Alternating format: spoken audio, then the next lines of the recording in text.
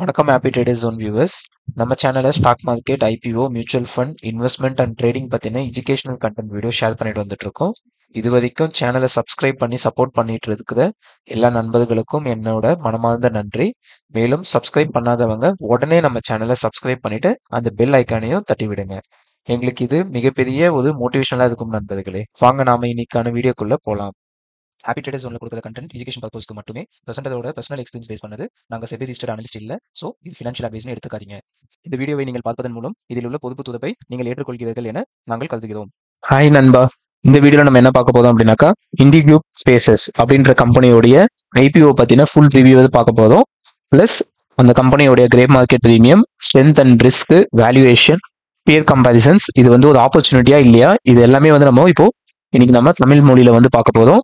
மேலும் நம்மளுடைய சேனலை சப்ஸ்கிரைப் பண்ணாதவங்க சப்ஸ்கிரைப் பண்ணிக்கோங்க. ஆஸ் எ கிவ் அவேவா நம்ம சேனலை சப்ஸ்கிரைப் பண்ற முதல் 1000 வாடிக்கையாளர்களுக்கு என்னுடைய mutual fund and long term investment portfolio share பண்ணலாம் அப்படின்னு இருக்கேன் நண்பர்களே. ஸோ கம்பெனி ஓவர் வியூ பார்த்தோம் அப்படின்னாக்கா இண்டிகியூப் ஸ்பேசஸ் அப்படின்றது ஒரு பெங்களூர் பேஸ் பண்ண ஒரு கம்பெனி. இவங்க என்ன ப்ரொவைட் பண்ணிட்டு இருக்காங்க அப்படின்னாக்கா ஒர்க் ஸ்பேஸ் சொல்யூஷன்ஸ். பெரிய பெரிய ஓஇஎம்ஸ் அண்ட் பெரிய பெரிய கம்பெனிஸ், எம்என்சி கம்பெனிஸ் எல்லாம் இருக்கு இல்லைங்களா, அவங்க எல்லாருமே இந்தியாவில் கம்பெனி செட்டப்ஸ் பண்ணணும் அப்படின்னாக்கா அவங்க ஒரு ரெண்டட் ஒர்க் ஸ்பேஸ் எடுப்பாங்க. அவங்க அவங்களோட எம்ப்ளாயி எல்லாம் ஒர்க் பண்றதுக்கான ஒரு வேலை செய்யும் இடம், ஆஃபீஸ் செட்டப்ஸ், இது எல்லாமே பார்த்தீங்க அப்படின்னாக்கா அவங்க ரெண்டல் பேசிஸ்ல எடுப்பாங்க. அந்த ரெண்டல் பேசிஸை ப்ரொவைட் பண்றது, அந்த ஒர்க் ஸ்பேஸ் ஏரியா கிரியேட் பண்ணி கொடுக்கறது அண்ட் அதுக்கான ரெண்ட் இது பண்றது எல்லாமே இண்டிகியூப் ஸ்பேசஸ் பண்ணிக்கிட்டு இருக்காங்க. ஸோ நம்ம லாஸ்ட் வீக் ஒரு ஐபிஓ ரிலீஸ் ஆகிருந்தது, ஸ்மார்ட் ஒர்க்ஸ் கோவர்க்கிங்ட்டு. சேம் அவங்க என்ன ஆக்டிவிட்டி பண்றாங்களோ அதே தான் இவங்களுமே பண்றாங்க. இவங்களும் அவங்களுமே ஒரு காம்படிட்டர். அது மட்டும் இல்லாம இந்த இண்டிகியூப் ஸ்பேசஸ் இவங்க real estate, technology and office setups இது கம்ப்ளீட்டா பண்ணி கொடுத்துட்டு இருக்காங்க. இது பாத்தீங்கன்னாக்கா பெரிய பெரிய என்டர்பிரைசஸ்க்கும் பண்ணி தராங்க, பெரிய பெரிய கம்பெனிஸ்க்கு பண்றாங்க, சின்ன சின்ன ஸ்டார்ட் அப்ஸ்க்குமே பண்ணி கொடுத்துட்டு இருக்காங்க. அது மட்டும் இல்லாம இவங்க டெக்னாலஜி ரிலேட்டடாவுமே ஒரு சில ஆக்டிவிட்டிஸ் பண்ணிட்டு அதுல இருந்துமே அவங்க ரெவன்யூ ஜென்ரேட் பண்ணிட்டு இருக்காங்க. ஸோ இப்போ நம்ம கம்பெனி பார்த்தோம் அப்படின்னாக்கா 2015 இந்த கம்பெனி இது பண்ணியிருக்காங்க. கிட்டத்தட்ட இது ஒரு 9 to 10 வருஷமா ரன் ஆயிட்டு இருக்க ஒரு கம்பெனி. ஸோ இந்தியாவில் பார்த்தோம் அப்படின்னாக்கா இந்த கம்பெனி ஒரு ரேபிட் க்ரோத் வந்துட்டே இருக்கு. ஏன் அப்படின்னாக்கா வெளிநாட்டு இன்வெஸ்டர்ஸ் எல்லாருமே இந்தியாவில் நிறைய கம்பெனிஸ் ஓப்பன் பண்றாங்க, நிறைய இன்வெஸ்ட்மெண்ட்ஸ் பண்றாங்க. அதனால இந்த மாதிரி ஒர்க் ஸ்பேசஸ் இருக்கிறத ப்ரொவைட் பண்ற கம்பெனிஸ் எல்லாமே கோயிங் ஃபார்வர்டு நல்ல க்ரோத் இருக்குன்ற மாதிரி எக்ஸ்பெக்டேஷன்ஸ் இருக்கு. ஸோ இதோட ப்ரெசன்ஸ் பார்த்தோம் அப்படின்னாக்கா இவங்க 15 சிட்டில அவங்களுடைய சென்டர்ஸ் ஆப்ரேட் பண்ணிட்டு இருக்காங்க. மொத்தமா அவங்க 115 ஒர்க் ஸ்பேஸ் சென்டர்ஸ் ப்ரொவைட் பண்ணிட்டு இருக்காங்க. அவங்களுடைய டோட்டல் ஏரியா அண்டர் மேனேஜ்மெண்ட், அவங்களுடைய டோட்டல் ஸ்கொயர் ஃபீட் பார்த்தோம் அப்படின்னாக்கா 8.4 மில்லியன் ஸ்கொயர் ஃபீட் ஏரியா அவங்க ஓன் பண்ணிட்டு அதை அவங்க ரெண்டல் ப்ரொவைட் பண்ணிட்டு இருக்காங்க. அவங்களுடைய டோட்டல் சீட்டிங் கெப்பாசிட்டி பார்த்தோம் அப்படின்னாக்கா 1,86,719 அவ்வளோ சீட்ஸ் ஆஸ் ஆன் மார்ச் 2025 படி அவங்க ப்ரொவைட் பண்ணிட்டு இருக்காங்க. அதை ரெண்டலும் கொடுத்து அவங்களுடைய கிளைண்ட்டுக்கு கொடுத்துட்டு இருக்காங்க. மொத்தமா நம்ம அவங்களுடைய கிளைண்ட்ஸ் பார்த்தோம் அப்படின்னாக்கா 769 கம்பெனிக்கு இவங்க சப்போர்ட் பண்ணிட்டு இருக்காங்க. இந்த மாதிரி ஒர்க் ஸ்பேஸ் செட்டப் பண்ணி கொடுக்குறது பிளஸ் ரெண்டல் கொடுக்குறது.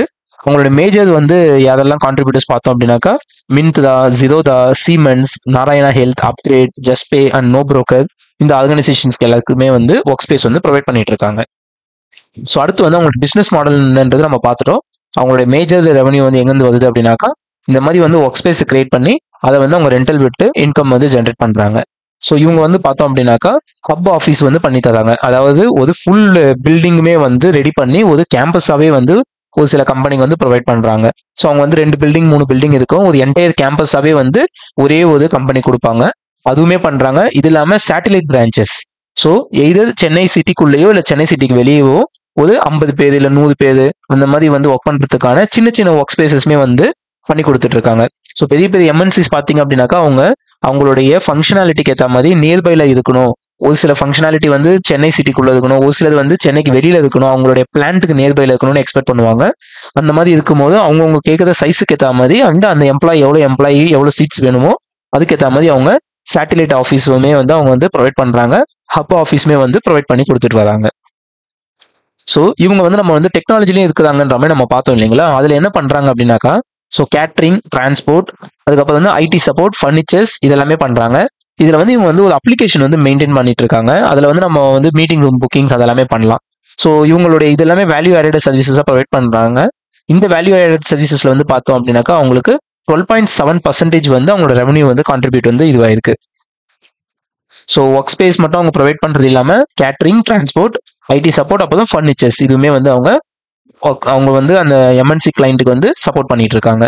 ஸோ அடுத்து வந்து பார்த்தோம் அப்படின்னாக்கா இவங்களுடைய 63% ஆஃப் ஆக்குபைடு ஏரியா வந்து பார்த்தோம் அப்படின்னாக்கா 300 சீட்ஸ்க்கு மேல வந்து லீஸ் எடுத்திருக்காங்க. அதாவது இப்போ ஒவ்வொரு கம்பெனி வந்து 50 சீட்டு 100 சீட்டுன்னு வந்து கம்பெனி வந்து ஒர்க் செட்டப் கேட்பாங்க. ஆனா அவங்க இங்க வந்து பார்த்தோம் அப்படின்னாக்கா பெரிய பெரிய கிளைண்ட்ஸ் ஆன மின்தா, சிலோதா, சீமென்ஸ் அவங்கலாம் பார்க்கும்போது மோர் தென் 300 சீட்ஸ் மினிமம் வேணும் அப்படின்ற மாதிரி இருக்கிற கிளைண்ட்ஸே வந்து 63% வந்து இருக்காங்க. அடுத்தது வந்து மல்டி சென்டர்ஸ் பார்த்தோம் அப்படின்னாக்கா இவங்களுடைய 44% 44% ரெவன்யூ வந்து இந்த மாதிரி வந்து மல்டிபிள் லொகேஷன்ஸ்ல வந்து இண்டிக்யூபோடைய ஒர்க் ஸ்பேஸ் வந்து ஆப் பண்ற கிளைண்ட்ஸ் கிட்ட இருந்து வருது. அதாவது சென்னை சிட்டில மட்டும் இல்லாம சென்னை, பெங்களூர், பூனா இந்த மாதிரி மல்டிபிள் சிட்டிஸ்ல வந்து இவங்க வந்து இண்டிக்யூப் லொகேஷன்ஸே வந்து எடுப்பாங்க. ஸோ ரிப்பீட்டிவ் கஸ்டமர் பேசிஸா இருப்பாங்க. அவங்களுடைய இந்த ரெவன்யூ வந்து பார்த்தோம் அப்படின்னாக்கா 44% வரைக்கும் அவங்க மூலியமாவே நமக்கு ரெவன்யூஸ் வந்து ஜென்ரேட் ஆயிடுது. ஸோ அடுத்தது வந்து டெக் இன்டிகிரேஷன்ல பார்த்தோம் அப்படின்னாக்கா எம்ஐ கியூப்னு அவங்க வந்து ஒரு அப்ளிகேஷன் யூஸ் பண்றாங்க. ஸோ அது எதுக்கு அப்படின்னாக்கா அந்த ஒர்க் ஸ்பேசஸ்ல உடைய அவங்க desk booking, meeting room booking, transport, meals, அப்பதான் வந்து அவங்க வந்து ஆடிட்டோரியம்ஸ் எதனா புக் பண்ணணும் அப்படின்ற ஈவெண்ட்ஸ் பண்ணணும் அப்படின்னாக்கா ஈவெண்ட் புக்கிங்ஸ் இது எல்லாமே வந்து பாத்தீங்க அப்படின்னாக்கா எம்ஐ கியூப்ல அப்படின்ற ஒரு ஆப்லயே வந்து ப்ரொவைட் பண்றாங்க. ஸோ அந்தந்த ஒர்க் ஸ்பேஸ்ல இருக்கிற எம்ப்ளாயிஸ், அந்த கம்பெனியில் ஒர்க் பண்ற எம்ப்ளாயிஸ் வந்து எல்லாருமே இந்த ஆப் வந்து யூஸ் பண்றது மூலியமா அவங்க இந்த மாதிரி புக்கிங்ஸ் எல்லாமே பண்ணிட்டு வந்துட்டு இருக்காங்க. ஸோ கம்பெனி ஓவர்வியூ பார்த்ததுக்கு இது எல்லாமே வந்து நல்லா தான் இருக்கு.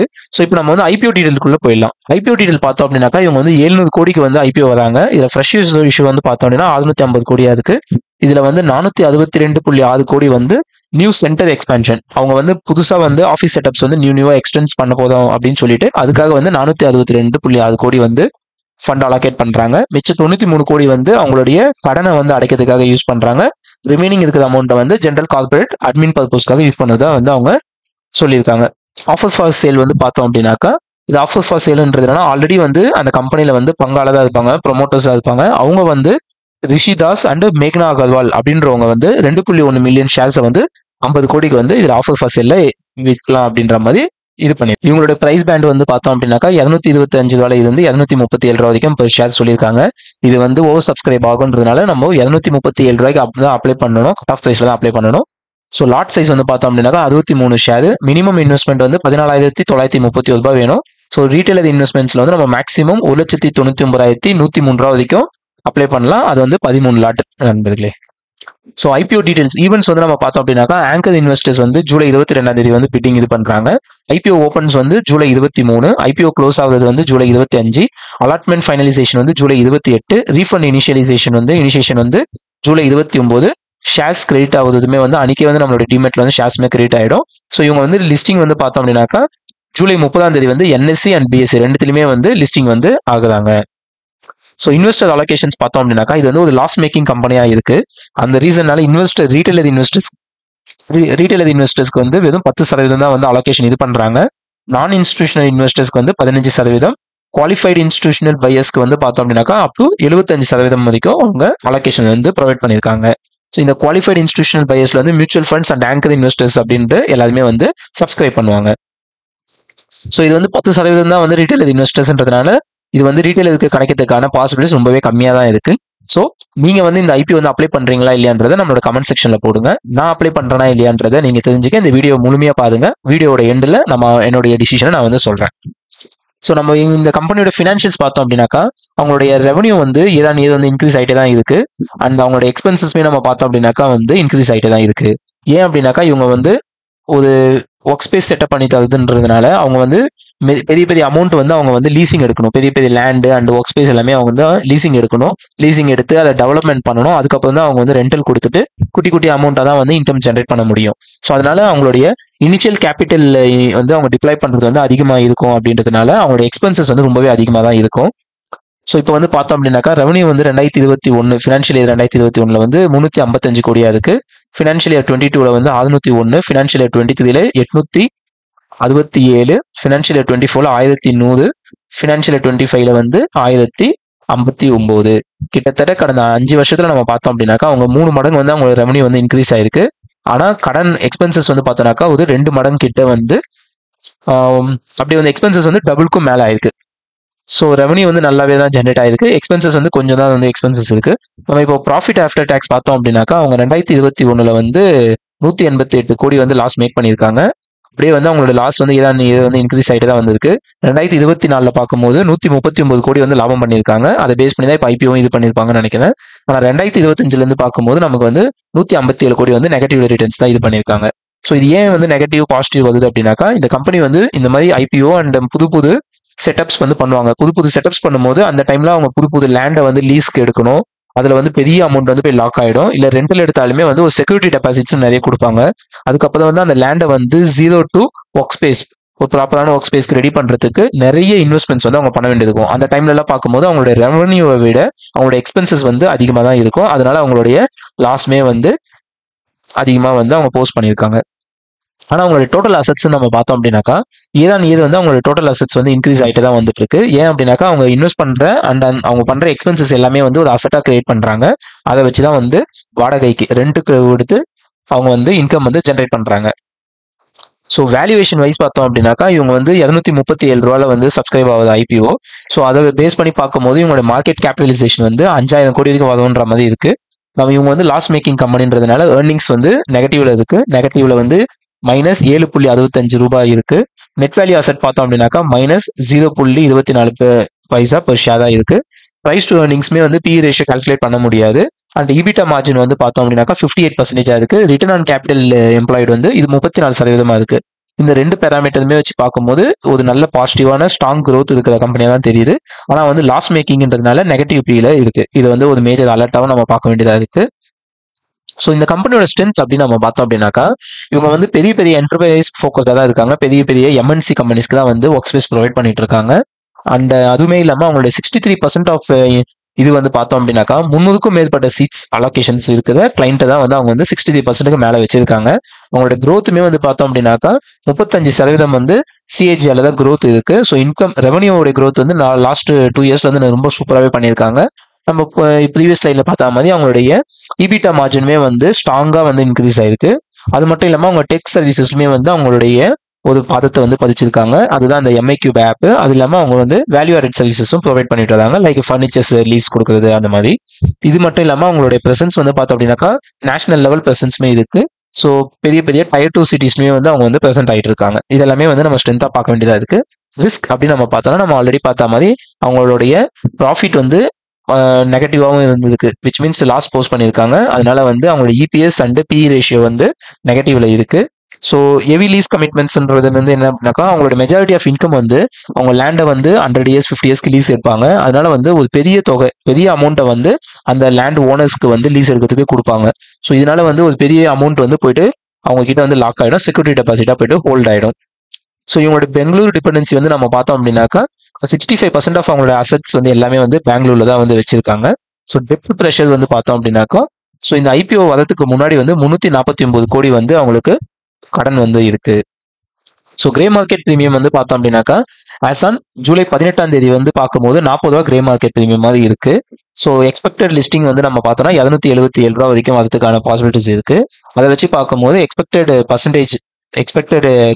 கெயின் வந்து 17% வரைக்கும் இந்த ஷேர் வந்து லாபம் தரலாம் அப்படின்ற மாதிரி கிரே மார்க்கெட் பிரீமியம்ல வந்து அவங்க போட்டிருக்காங்க. அண்ட் இந்த பிரீமியம் வந்து பார்த்தோம் அப்படின்னாக்கா இது வந்து டே டு டே வந்து குளோபல் மார்க்கெட்டும் இந்தியன் மார்க்கெட்டும் அதே மாதிரி இந்த ஷேரோடைய சப்ஸ்கிரிப்ஷன் பேஸ் பண்ணி டிமாண்டை பேஸ் பண்ணி demand and supply and grey market பிரீமியம்ன்றது அவுட் ஆஃப் வந்து மார்க்கெட் ஒரு வாய்ஸ் வைஸா வந்து பேசுறது. அதை வச்சு பார்க்கும்போது 17% இருக்கு. இது வந்து நாளுக்கு நாள் கூடவும் செய்யலாம் குறையவும் செய்யலாம். ஸோ காம்படிட்டிவ் கம்பேரிசன் பார்த்தோம் அப்படின்னாக்கா இந்த இண்டிகியூப் ஐபிஓக்கு வந்து ஹவிஃபிஸ் அப்படின்ற கம்பெனியும் லாஸ்ட் வீக் இது வந்து லிஸ்டிங் ஆன ஸ்மார்ட் ஒர்க்ஸ் கம்பெனியுமே வந்து காம்படிட்டிவா இருக்காங்க. இதுல வந்து நம்ம பார்த்தோம் அப்படின்னாக்கா மற்ற கம்பெனி மாதிரியே இவங்களுடைய வந்து ரெவன்யூவும் நல்லா தான் இருக்கு. இபிட்டா மார்ஜினுமே வந்து கம்பேரிட்டிவ்லி வந்து நல்லா தான் பண்ணியிருக்காங்க. அவிஃபிஸை விட நல்லா பண்ணியிருக்காங்க. ஸ்மார்ட் ஒர்க்ஸ்க்கு ஈக்குவலா வந்து இண்டிகியூபும் பண்ணிட்டு வராங்க. ஆனால் நெட் ப்ராஃபிட் பார்க்கும்போது ஸ்மார்ட் ஒர்க்ஸ்மே நெகட்டிவ்ல தான் இருந்தாங்க. அவிஃபிஸ் வந்து பாசிட்டிவ்ல இருக்காங்க. அண்ட் இண்டிகியூப் வந்து -139 கோடி வந்து நெகட்டிவ்ல இருக்காங்க. So return on capital employed வந்து பார்த்தோம்னாக்கா 34% இருந்து நல்லா தான் இருக்கு இண்டிகியூப். ஸோ கம்பேரிட்டிவ்லி ஈக்குவலாக இருக்குன்னு சொல்லலாம் நம்ம அவிஃபிஸ்க்கும் ஸ்மார்ட் ஒர்க்ஸ்க்கும். ஆனால் டெப்ட் மட்டும் கொஞ்சம் அதிகமாக இருக்கு நம்ம இந்த கம்பெனியில். அந்த என்ஐவி ஷேர்ஸ் வந்துமே வந்து நெகட்டிவ்ல இருக்கு. So final verdict. ஸோ நம்ம என்னன்னு பார்த்தோம் அப்படின்னாக்கா, பாசிட்டிவ்னு பார்க்கும்போது இந்த கம்பெனி வந்து ஹை growth இருக்கு, இபிட்டா மார்ஜின் வந்து ஸ்ட்ராங்கா இருக்கு, நல்லா பெர்ஃபார்ம் பண்ணிட்டு வராங்க. அண்ட் மேஜர் சிட்டிஸ்லயும் வந்து கிளைண்ட்டை பிடிச்சி வச்சிருக்காங்க. அண்ட் அவங்களோட ஆக்குபென்சியுமே வந்து பார்த்தோம்னாக்கா மினிமம் வந்து அவங்களோட 63% ஆஃப் அலோகேஷன் வந்து 300க்கும் மேற்பட்ட சீட்டு வந்து புக் பண்ற கம்பெனிஸ் தான் வந்து டைப் வச்சிருக்காங்க. இதெல்லாம் வச்சு பார்க்கும்போது அவங்களுடைய growth அண்ட் இபிட்டா மார்ஜின் வந்து ஸ்ட்ராங்கா தான் இருக்கு. கோயிங் ஃபார்வர்டுமே வந்து ஸ்ட்ராங்கா இருக்குன்ற மாதிரி ஒரு எக்ஸ்பெக்டேஷன் இருக்கு.